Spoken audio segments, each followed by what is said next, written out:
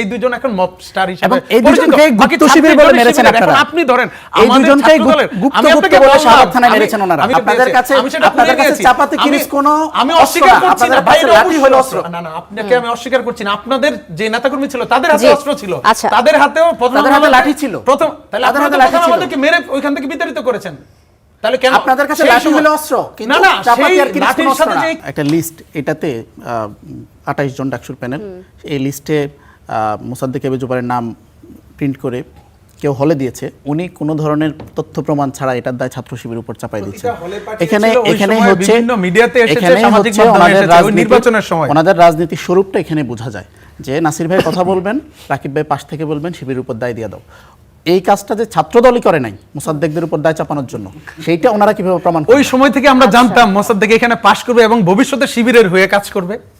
এতটা short sighted আমরা ভবিষ্যৎ অনুধাবন করতে পারি? তথ্য প্রমাণ ছাড়া আপনারা 2 বছর ধরে আমি তো বললাম, আমি সেটা প্রিন্ট আউট করেছি। সেই সময় আমার সমালোচক আরেকজন আছে, এটা জানবে, সেই সময় ভাইরাল টপিক ছিল, বিভিন্ন সামাজিক মাধ্যমের পাশাপাশি বিভিন্ন নিউজ এজেন্সিতে পর্যন্ত এসেছিল, বিভিন্ন হলগুলোতে বিভিন্ন ছাত্রছাত্রীরা পর্যন্ত বলেছে, স্বীকারোক্তি দিয়েছিল নির্বাচনের দিন সকালে যখন এটা হাতে নাতে ধরা হয়েছে যে আমাদের হলগুলোতে দিয়েছে। তবে কে দিয়েছে বলে না। হ্যাঁ, আমার সমালোচকের কথার সাথে আমি একমত, এটা যে শিবির দিয়েছে এটার তো প্রমাণ নাই, কারণ শিবিরের স্বীকার করছেন। আমি স্বীকার করলাম, আমি অনিয়ারে বললাম, সারা দেশবাসী আপনি নিজে স্বীকার করছেন এটা শিবির করে নাই। দেখেন, সারা দেশবাসী দেখেছে। আমি সবার সামনে বলি, যেহেতু স্বীকারোক্তি দিয়েছি, ওইটাও অনিয়ারে সবাই দেখো।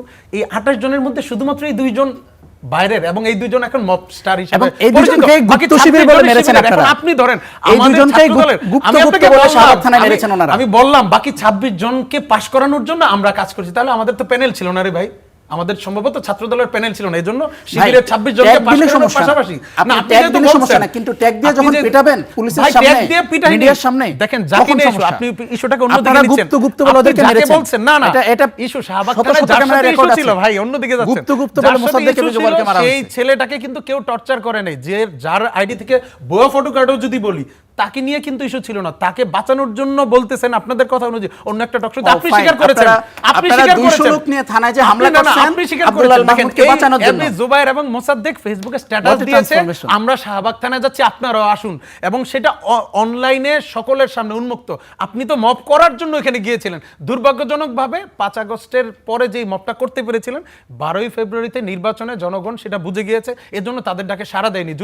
আমি যদি তর্ক সাপেক্ষে বলি, তাদের ডাকে 5000 লোক বা 500 লোক যেত, উল্টা হয়তোবা ছাত্রদল মার খেয়ে আসতো। কিন্তু সেই পরিবেশ চেঞ্জ হয়ে গেছে বিধায় হয়তোবা মবের ডাকে উল্টো মবের শিকার হয়েছে।